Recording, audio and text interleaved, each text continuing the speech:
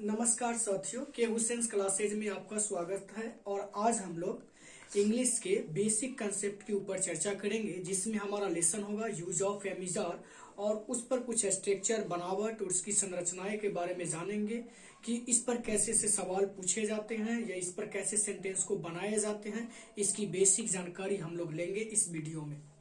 तो सबसे पहले हम तीन बातों को समझेंगे। वो मेरा तीन बात क्या है? पहला बात मेरा ये है कि सब्जेक्ट, और दूसरा है वर्ब, और तीसरा है ऑब्जेक्ट। सब्जेक्ट मतलब होता है कर्ता, और वर्ब मतलब होता है क्रिया, और ऑब्जेक्ट मतलब होता है कर्म। अब समझेंगे, बारी बारी से हम लोग समझेंगे कि सब्जेक्ट किसको कहते हैं। तो जिसके बारे में कुछ कहा जाए उसे सब्जेक्ट कहते हैं। जहां पर तो आपको कोई दिक्कत नहीं होना चाहिए। इस डेफिनेशन तो एक लाइन का है, ये आपको याद हो जानी चाहिए। तो सब्जेक्ट मतलब होता है कर्ता, जिसके बारे में कुछ कहा जाए उसे सब्जेक्ट कहते हैं। जिसके बारे में कुछ कहा जाए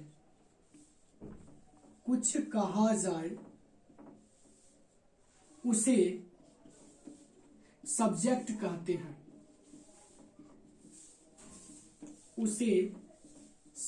कहते हैं। एग्जाम्पल के तौर पर देखेंगे कि इसमें सब्जेक्ट, इस सेंटेंस में सब्जेक्ट कौन कौन हो सकता है। जैसे में मान लीजिए कि मैं उदास हूं, आप चालाक हैं,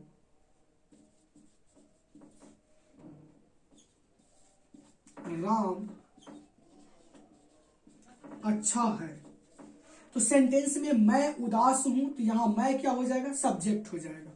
आप क्या हो जाएगा? सब्जेक्ट हो जाएगा। राम क्या हो जाएगा? सब्जेक्ट हो जाएगा। लेकिन एक बात ध्यान में रखिएगा कि सब्जेक्ट को पहचानने के लिए कौन लगा के प्रश्न करते हैं। सेंटेंस में पहले कौन लगा के प्रश्न करते हैं, और कौन लगा के प्रश्न करने के बाद जो आपका उत्तर आता है वही उसका क्या हो जाता है? सब्जेक्ट हो जाता है। जैसे में ध्यान देंगे कि मैं उदास हूं, तो कौन उदास है? तो यहां पर क्या हो जाएगा? मैं सब्जेक्ट हो जाएगा। आप चालाक हैं, कौन चालाक है? तो यहां पे हो जाएगा आप चालाक हैं। कौन अच्छा है? तो राम अच्छा है। तो एक जाहिर सी एक बात है कि सब्जेक्ट को नोट में लिख लेंगे कि सब्जेक्ट को पहचानने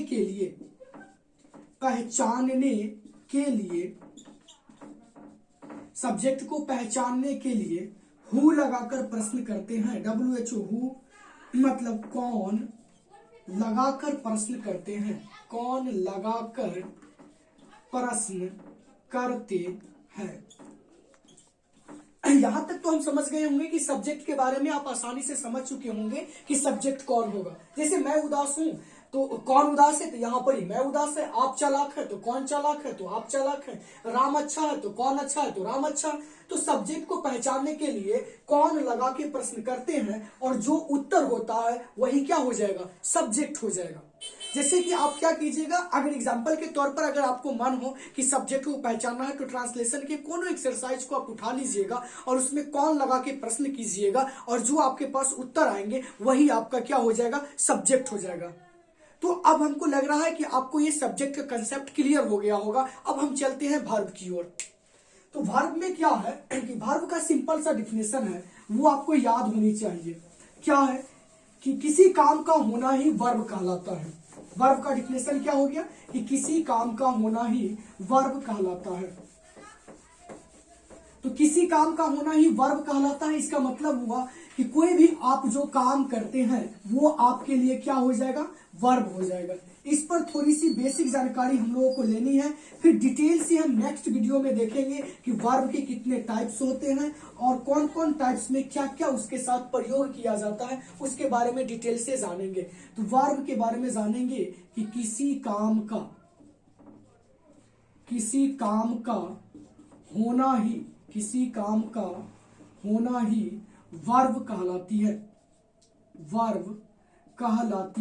किसी काम का होना ही वर्ब कहलाती है। मतलब किसी काम का होना ही वर्ब कहलाता है। आप जो भी काम करते हैं वो आपके लिए क्या है? वर्ब है। जैसे में एग्जाम्पल में लिखेंगे कि पढ़ना, लिखना, रोना, हंसना, etc। बहुत सारे वर्ब है, बहुत सारे काम भी है ना, तो इसीलिए ये क्या हो जाएंगे, वर्ब हो जाएंगे। पढ़ना, लिखना, रोना, हंसना, ये आपके क्या हो जाएंगे, वर्ब हो जाएंगे। और वर्ब को आसान भाषा में पहचानने के लिए, हिंदी के शब्दों में आसान भाषा में पहचानने के लिए ना का प्रयोग करते हैं। मतलब कि जिस वर्ड के लास्ट में अगर ना लागल हो, अगर वह ना लागल हो, अगर वह कोई काम को दर्शाता हो वह वर्ड, तो वह वर्ड क्या हो जाएगा, वर्ब हो जाएगा। यहां तक तो आपको कोई दिक्कत नहीं होना चाहिए। एक वर्ब क्या होता है, आप सेंटेंस में देखेंगे है लागल है, हूं लागल है, हो लागल है, या था लागल है, थी लागल है, थे लागल है, फिर गा है, फिर गी है, या फिर गी है। ये सारे भी वर्ब हैं, याद रखिएगा। ऐसा नहीं है कि जिसमें ना लागल ही होगा और सो वर्ब हो जाएगा। ये जितना आप देख रहे हैं ये सारे आपके क्या हैं, वर्ब हैं। इन वर्ब इनको भी वर्ब बोलेंगे, लेकिन जब हम वर्ब के क्लास में पढ़ेंगे तब जानेंगे कि वर्ब क्या होता है। तो उम्मीद करता हूं कि आप वर्ब भी अच्छी तरह से समझ गए होंगे कि जिसके लास्ट में है, हूं, हो, था, थे, थी और गागे की भी लागल रहेगा तो वो वर्ब होगा। या पढ़ना, लिखना, रोना, हंसना, या ना लागल हो, अगर वह कोई काम को दर्शाता होगा अगर वह वर्ड, तो समझ जाएंगे कि दिया गया जो वर्ड है वह आपका वर्ब है। और उसके साथ साथ है, हूं, हो, था, थे, थी और गागे गी भी क्या हो जाएगा, वर्ब हो जाएगा। तो आशा करता हूं कि आप वर्ब भी समझ गए होंगे। अब ऑब्जेक्ट की बारी समझिए। ऑब्जेक्ट किसको कहते हैं, तो क्रिया का फल जिस पर पड़े उसे उसका क्या कहते हैं, ऑब्जेक्ट कहते हैं। क्रिया का फल जिस पर पड़े उसे उसका ऑब्जेक्ट कहते हैं। जैसे में कि मान लीजिए, पहले आप डिफिनेशन को देख लीजिए कि कैसे इसका डिफिनेशन होगा, वो नोट आप करते रहिएगा। इससे आपको क्या होगा कि समझने में दिक्कत नहीं होगा, या आप वीडियो को भी बार बार सुनिएगा या देखिएगा तो आपको याद हो जाएगा। ये सब कोई बड़ी बात नहीं है, आसान सी बात है। आपको सिर्फ याद करना होगा, हर हाल में आपको याद करना पड़ेगा ताकि जो हो जाए। जब तक आपको याद नहीं रहेगा तब तक कोई उपाय होने वाला नहीं है। तो ऑब्जेक्ट मतलब कि इसका सिंपल सा डिफिनेशन है कि क्रिया का फल जिस पर परे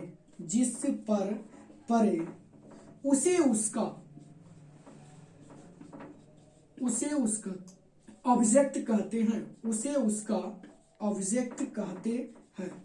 जरा सा एक सेंटेंस को देखो कि मैं अच्छा हूं, तो मैं अच्छा हूं, यहां पे आप देख रहे हैं कि मैं कौन अच्छा है, तो भाई मैं है, तो ये तो आपका सब्जेक्ट हो गया। हूं जस्ट आप इसे पीछे देखे होंगे, हूं, है, हूं, गागेगी, था, थे, थी, क्या था, वर्ब था, तो ये तो वर्ब हो गया। तो यही जो अच्छा आपका क्या हो जाएगा, ऑब्जेक्ट हो जाएगा। मतलब ये सिंपल सा लॉजिक है। आपको यहां पे ये मेथड याद रखने पड़ेंगे कि एक है और खाली जगह है और यहाँ पे 3 लिखा हुआ है, तो बोला जा रहा है कि बॉक्स में क्या भराएगा, 1 भराएगा या 2 भराएगा या 3 भराएगा। तो जब 1 आपको मालूम है, 3 आपको मालूम है, तो यहाँ क्या भराएगा, 2 भराएगा। उसी तरह से आपको सब्जेक्ट मालूम है, वर्ब मालूम है, तो ये जो बचा सो क्या हो जाएगा, ऑब्जेक्ट हो जाएगा। जैसे दूसरा सेंटेंस देखिए कि राम आम खाता है, राम आम खाता है। अब इसमें हमको कह रहा है कि ऑब्जेक्ट कौन होगा, तो कौन आम खाता है, तो राम आम खाता है, तो यहां राम क्या हो जाएगा, सब्जेक्ट हो जाएगा। खाता है, खाना से खाता बना है, तो यहां खाता है क्या हो जाएगा, वर्ब हो जाएगा।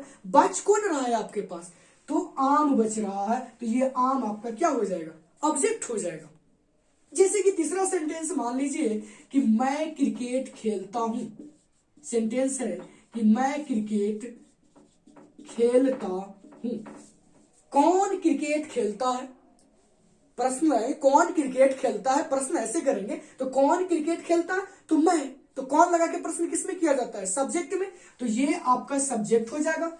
खेलता हूं, हूं आपको पहले ही पता है कि वर्ब है, और खेलना से खेलता बना है, तो ये भी आपका क्या हो जाएगा, वर्ब। बचा कौन आपके पास, क्रिकेट, तो ये क्रिकेट आपका क्या हो जाएगा, ऑब्जेक्ट हो जाएगा। आशा करता हूं कि आप सब्जेक्ट, वर्ब और ऑब्जेक्ट के बारे में अच्छी तरह से आप जान गए होंगे। अब हम आगे चलते हैं कि अब ये 3 बात जो समझ गए होंगे उनको इंग्लिश के स्ट्रक्चर में किसी प्रकार की दिक्कत नहीं होगी। तो हम लेसन 1 को लेके चलते हैं जिसका नाम है use of am is are, और इसको ऐसे भी लिख सकते हैं प्रेजेंट टाइम में। प्रेजेंट टाइम का सेंटेंस भी इसको बोल सकते हैं। Use of am is are मतलब कि use of am is are का प्रयोग आप कहां कहां कर सकते हैं और उसका क्या क्या रूल होगा, उसका एक पहचान हम लोग जानेंगे। और ये सारे सेंटेंस जो एम इज आर का होगा वो सारे सेंटेंस प्रेजेंट टाइम के सेंटेंस कहलाते हैं। इस बात को याद रखेंगे हरदम। Use of am is are से आज हम लोग स्टार्टिंग करते हैं और धीरे धीरे हम लोग टेंस तक पहुंचेंगे। सबसे पहले हम लोग 10 लेसन तक इसी तरह पढ़ेंगे ताकि एक बेसिक आइडिया हो जाएगा, तो किसी प्रकार की दिक्कत नहीं होगी टेंस में पढ़ने में। फिर टेंस पढ़ेंगे, वॉइस पढ़ेंगे, नरेशन पढ़ेंगे, फिर उसके बाद ग्रामर भी पढ़ेंगे। लेकिन सबसे पहले जो एक बेसिक नॉलेज है वो आपको जानना क्या है, जरूरी है। अगर आप उसको अगर जान जाते हैं तो आपको किसी प्रकार की दिक्कत नहीं होगी। तो फाइनली हम लोग एम इज आर मतलब कहने का मतलब हुआ कि हूं, है, हो और हैं, इनका प्रयोग कैसे होगा सेंटेंस में। हम कैसे जानेंगे कि ये सेंटेंस जो है वो एम इज आर का है। तो इसके लिए एक बेसिक सा पहचान है, उसको ध्यान में रखेंगे कि जिस हिंदी मुख्य क्रिया के अंत में, जिस हिंदी मुख्य क्रिया के अंत में हूं, हो, है इत्यादि लगा रहे, इत्यादि लगा रहे, तो ऐसे वाक्यों को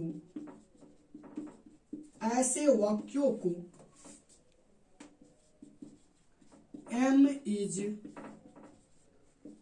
का वाक्य समझा जाता है। कहने का मतलब कि जिस हिंदी मुख्य क्रिया के अंत में हूं, हो, है इत्यादि लगा रहे तो ऐसे वाक्यों को एम इज आर का वाक्य समझा जाता है। जैसे कि एम इज आर का वाक्य समझा जाता है, जिस हिंदी मुख्य क्रिया के अंत में है, हूं, हो इत्यादि लगा रहे तो ऐसे वाक्यों को एम इज आर का वाक्य समझा जाता है। बशर्ते मतलब बशर्ते, यदि वह, याद रखेंगे, यदि वह प्रेजेंट टाइम में हो, यदि वह प्रेजेंट टाइम में हो। ये रिमार्क कर लेंगे याद रखने के लिए कि यदि वह प्रेजेंट टाइम में हो तब हम इसके साथ किसका प्रयोग करेंगे, एम इज आर का प्रयोग करेंगे, एम इज आर का प्रयोग करेंगे। यदि वह प्रेजेंट टाइम में हो तब उसके साथ हम लोग किसका प्रयोग करेंगे, एम इज आर का प्रयोग करेंगे। अब यहां तक तो आपको कोई दिक्कत नहीं होना चाहिए। इसके जरा एग्जाम्पल पर देखते हैं कि इसका एग्जाम्पल क्या क्या हो सकता है जो प्रेजेंट टाइम को सूचित करता होगा। जैसे प्रेजेंट टाइम कहने का मतलब कि वैसा समय जो अभी चल रहा है, जो अभी की आदत को दर्शा रहा है, उसको हम लोग क्या बोलते हैं, प्रेजेंट टाइम बोलते हैं। ये भी आपको कोई दिक्कत नहीं होना चाहिए, ये सब बेसिक कंसेप्ट है, ये हर कोई जानते रहते हैं। जैसे इसका एग्जाम्पल में देखेंगे कि एग्जाम्पल नंबर 1 में लेके चलेंगे तो जैसे में देखेंगे मैं खुश हूं, आप अच्छे हैं, तुम उदास हो। अब आप देख रहे हैं कि मैं खुश हूं, आप अच्छे हैं, तुम उदास हो, ये तीनों सेंटेंस में आपकी किसकी चर्चा हो रही है, हूं, है, हो, है की। लास्ट में आपको ये दिखाई दे रहा है और ये जो हो जाएगा वो आपका क्या हो जाएगा, एम इज आर का सेंटेंस हो जाएगा।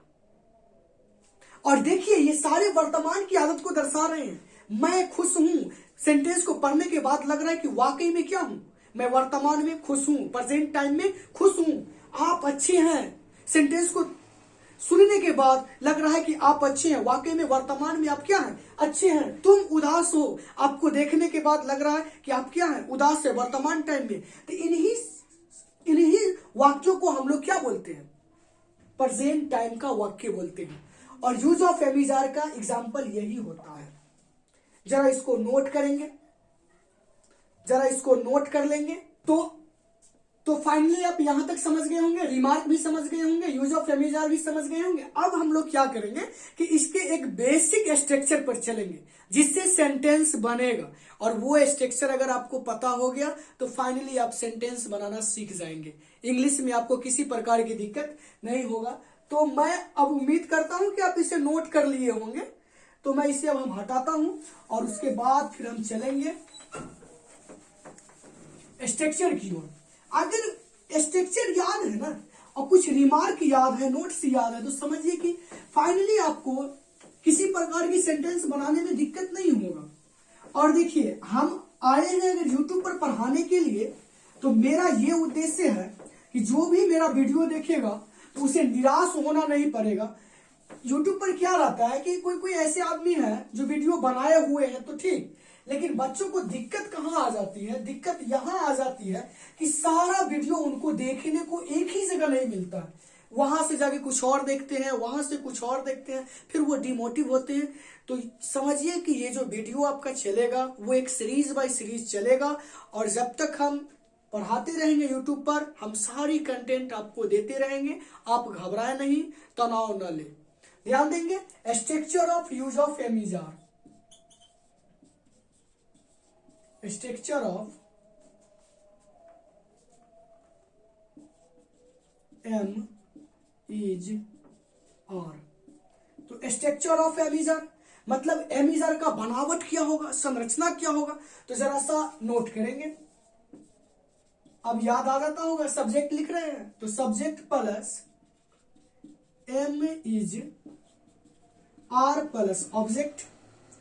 दूसरा सब स्ट्रक्चर हो जाएगा subject plus am is are plus am is are A R E R plus not plus object. तीसरा हो जाएगा am is are plus subject, am is are plus subject plus object plus question mark. चौथा हो जाएगा am is are plus subject plus not plus object plus question mark. पांचवा हो जाएगा W H word plus am is are plus subject plus object plus question mark.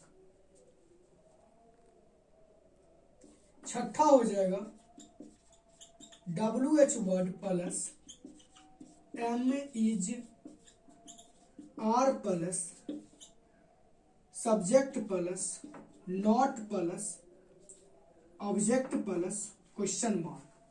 अब जरा हम लोग रिमार्क की ओर चलेंगे। इसके रिमार्क क्या क्या हो सकते हैं, इसके नोट्स क्या क्या हो सकते हैं, वो अगर याद हो गया तो फाइनली आप एमिजार के सेंटेंस को आसानी से सॉल्व कर सकते हैं। जैसे में रिमार्क नंबर 1, तो रिमार्क नंबर 1 में जब हम चलेंगे तो सीधा लिखेंगे आई के साथ प्रेजेंट टाइम में, आई के साथ प्रेजेंट टाइम में एम का प्रयोग करते हैं,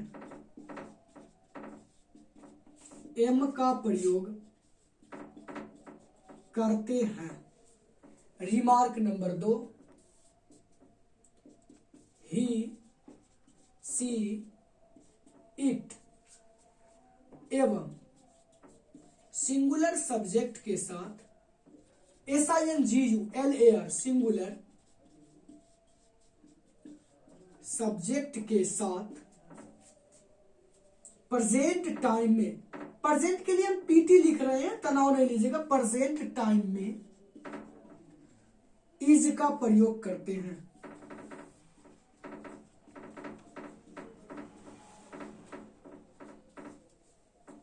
फिर नंबर 3, यू वी दे एवं प्लूरल सब्जेक्ट के साथ